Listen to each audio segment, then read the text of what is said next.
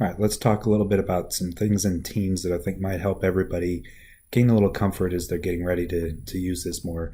Lisa's modeling some ways that we can use this with the professional learning channel. And so within any team that you have different channels over here that are listed, or you have the potential for different channels. By default, this general channel is there and you can't change that. But Lisa's created this professional learning channel. And what's nice about that is each one of these channels has a different posts, files, and notes area. Really what this video is to do is to try to make sure that everybody is getting the notifications so that Lisa doesn't have to send us follow-up emails. So if we have our settings set in a certain way, then she's going to be confident that you're going to get those messages and that you know to be paying attention to the ones that come from Teams. So let's take a look at that. If we click on our picture up here, or our profile circle in the upper right-hand corner, we can then go down here to Settings. Also, if you don't like Teams popping up automatically, I'm in the desktop app right now. So if you uncheck this box right here, that'll turn that off and make it where it doesn't pop up for you automatically. So that's something you might want to consider. If I come over here on the left menu though, I'm going to click on Notifications. And under Notifications, you're going to see several different sections here of settings that you can change. So mentions, this is when somebody either mentions your name or a channel or a team. I like to keep those things set at banner and email. So the three options you have are banner and email, which means you're going to get a little pop-up in the bottom right-hand corner and you're going to get an email. Or just banner, which will be just a pop-up in the bottom right-hand corner, or only show in the feed.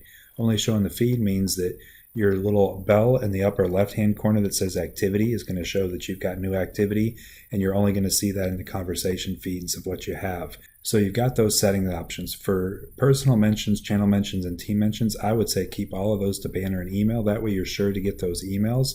Messages area, this is really dependent on what you want to do. If you think you're going to use that chat feature, maybe you and your academic specialist are going to try to communicate, or you and the principal are going to try to communicate, I would probably keep the chat messages set to banner and email myself, but you want to make sure that you know when people are trying to get a hold of you, so I recommend that. I would also change these team membership changes to say only show in the feed, because I don't really care about getting a notification every time somebody's done something as far as adding a new person to the team. This missed activity emails, I would change that to as soon as possible.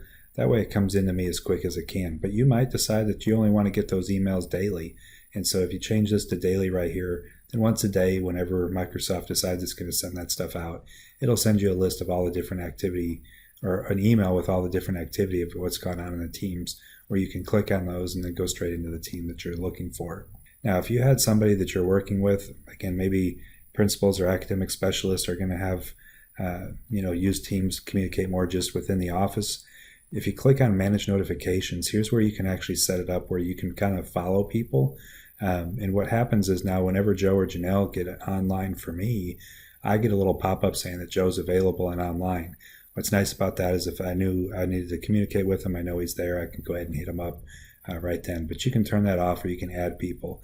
And you add people just by typing their name right here, just like you would for an email. The other area that we need to look at as far as notifications that are going to possibly impact some of what you're doing is on any of these channels. If you hover over it and then click on the three dots, you also have an option right here for channel notifications. So you can actually change the notifications for specific channels. So within your team, you've got the global settings that I just looked at that are going to go across all teams. But here's where I can now set things up specifically just for certain channels. And so I can say for this channel right here, for all new posts, I don't want to get notified every time something happens, or I do. You notice it doesn't have email options in this one.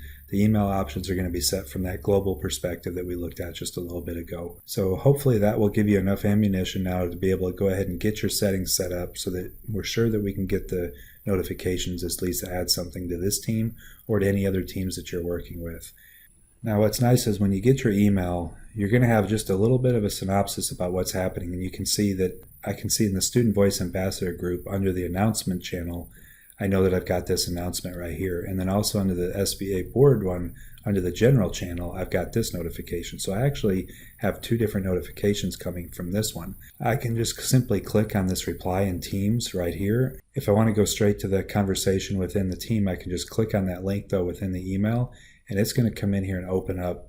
I hope this gives you a little bit more comfort on making sure that you get your settings set up correctly so that you can get your notifications and we can make sure that this communication tool becomes more effective for all of us.